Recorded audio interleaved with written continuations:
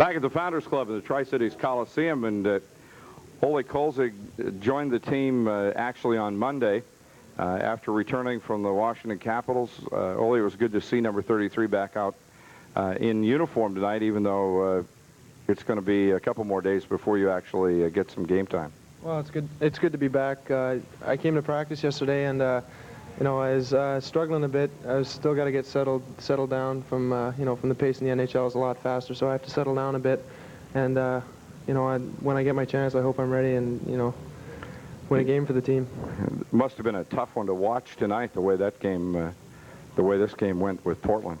Well, you know, especially since, you know, what Portland did to us last year. You know, they don't have the team this year like they had last year, and you know, to have a 3-goal lead at in your home building and letting them come back and beating us, you know, it's really hard on us. And you know, I'm sure the guys are really going to work hard tomorrow and get prepared for that Eastern swing. Well, a goaltender has to be watching what's going on with the defensive play around him, and for a while there in the third period, there wasn't much.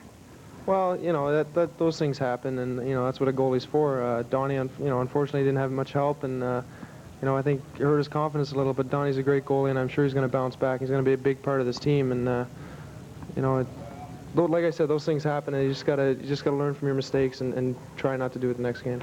Ole, when you came back from Washington, you asked Washington to return you to the Tri-City Americans, get some more playing time, and really mature to move into the NHL next year. The coaching staff said, in fact, Donnie Blishen said that you were not going to come back and just waltz in and be the #1 goalie.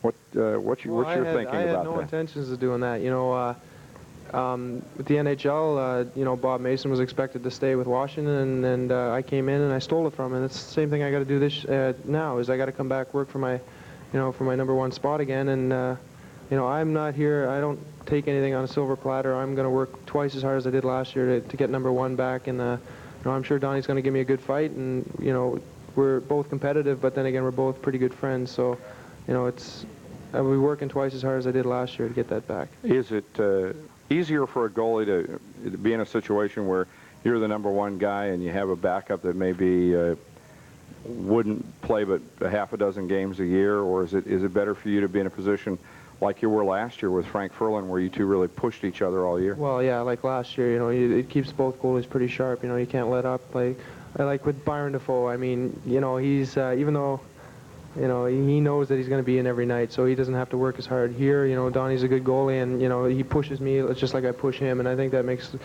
both me and him, you know, better goalies. Contrast your styles a little bit. How is Ole the goalie different from Donnie the goalie?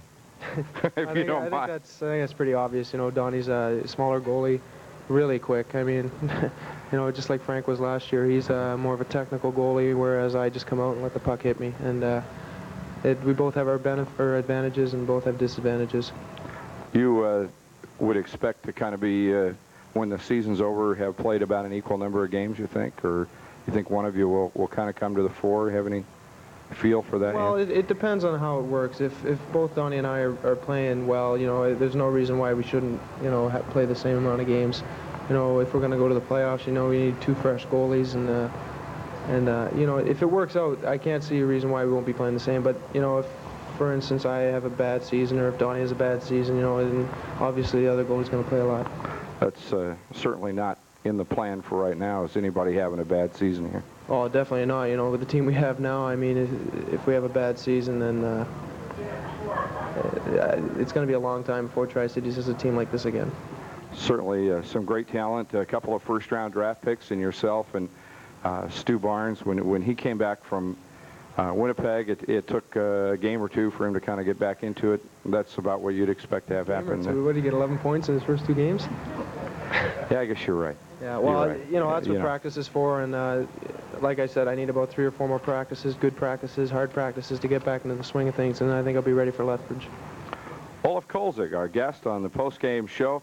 Good to see you back, and look forward to seeing you on the ice in Lethbridge. It's good to be back. Thanks, Kurt.